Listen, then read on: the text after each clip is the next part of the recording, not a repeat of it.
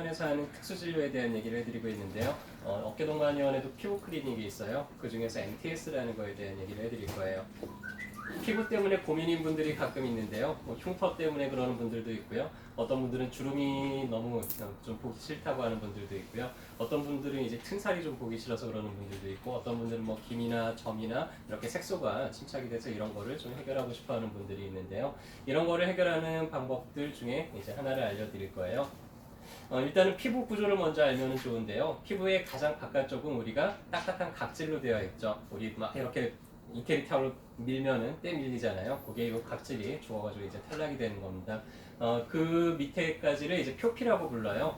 표피는 두께가 한 0.2mm 정도가 됩니다. 그리고 그 밑에는 이제 진피층이 있고요. 진피층부터는 이제 혈관들이 많이 발달이 되어 있어요. 그리고 모공도 있고 땀이 나는 땀샘도 있고, 그리고 감각을 느끼는 여러 가지 신경들이 이제 분포를 하고 있습니다.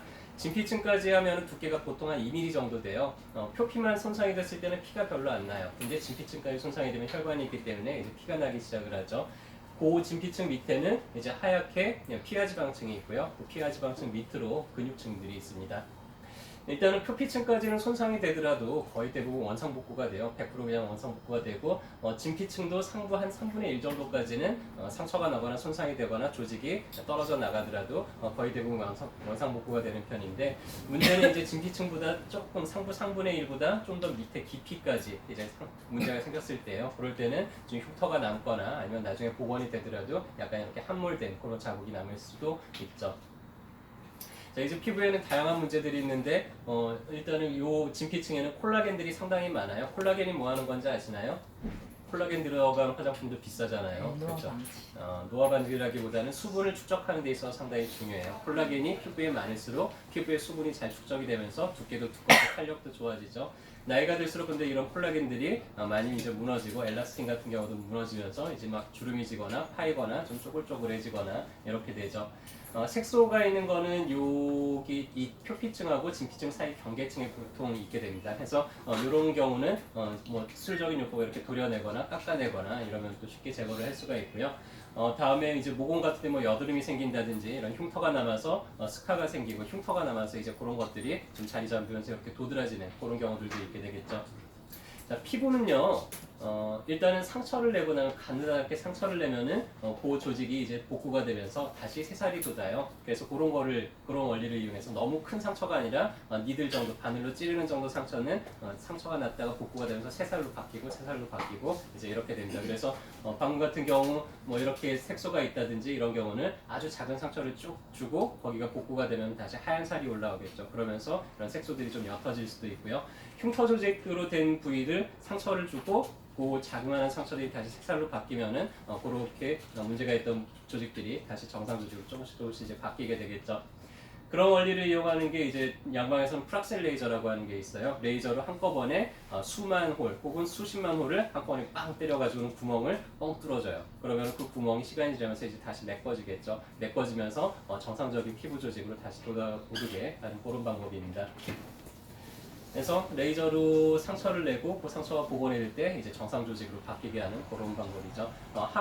한의원에서는 이제 이거를 대신해서 MTS라는 방법을 써요. 예전에는 이제 롤러에 조그만한 침이 여러 개가 달려 있어가지고 롤러를 열심히 밀어서 이 침으로 이제 구멍을 뚫는 방법이었는데, 지금은 오토 MTS라 그래가지고는 이렇게 바늘이 한 9개 정도, 많게는 한 15개 정도 달린 이거를 진동을 줘가지고 아주 빠른 속도로 이렇게 진동을 통해가지고 바늘 구멍을 뚫어주는데요. 이걸 사용해가지고 한 10분, 15분 정도 이렇게 피부를 문질러주면은 바늘로 뭐 한 수만 개, 수천 개 이제 구멍이 뚫리게 되겠죠. 자, 해서 니들로 이제 바늘로 구멍을 뚫어주게 되면은 우리 진피층에 이제 상처가 생기게 되면은 피부 모세포가 상당히 많이 자극을 받으면서 콜라겐 분비도 활성화시키고요. 그러면서 속에서부터 다시 상처가 복원되면서 위로 쭉 이렇게 표피를 밀고 올라오게 됩니다. 그러면서 한번 이렇게 표피가 싹 벗겨져 나가면서 살이 돋아오르기도 하고요. 그런 효과를 이제 나타내게 되죠.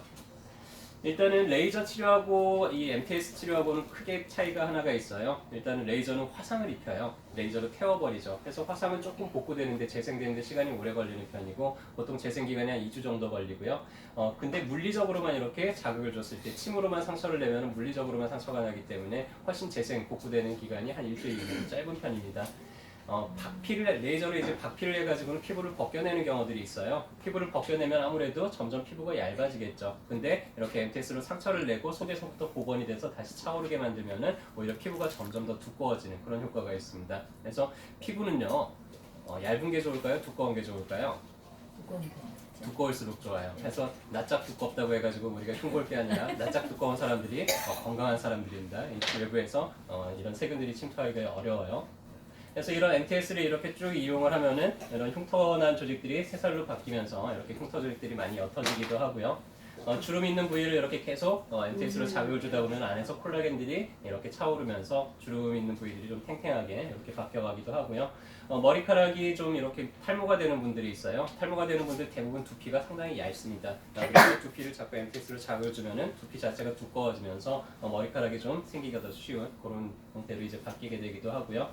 튼살 때문에 고민인 분들도 있는데 이런 분들도 쭉 이렇게 MTS로 자극해주고 새살이 돋게 만들면 튼살 부위가 상당히 많이 옅어지게 되고요. 이렇게 흉터가 나온 분들, 안으로 움푹 들어가 이런 흉이 진 분들도 MTS를 하면 안에서부터 새살이 차오르면서 이런 부위들이 이제 복구가 되겠죠. 자, 해서 MTS가 이제 어떤 건지 어떤 데 응용을 하는지에 대해서 간단하게 설명을 드렸고요. 맑고 깨끗한 피부를 원해요. 어디 가서 치료를 받으시면 되겠어요? 어깨 동무요.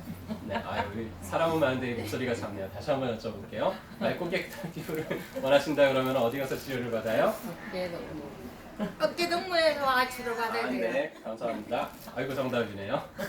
저희가 날마다 알려드리는 이런 내용들이 여러분들 건강을 지키고 함께 여러분과 건강을 유지하는 데 도움이 됐으면 좋겠습니다. 오늘도 진료 잘 받으시고요. 네, 건강한 주말 보내시길 바라겠습니다. 감사합니다.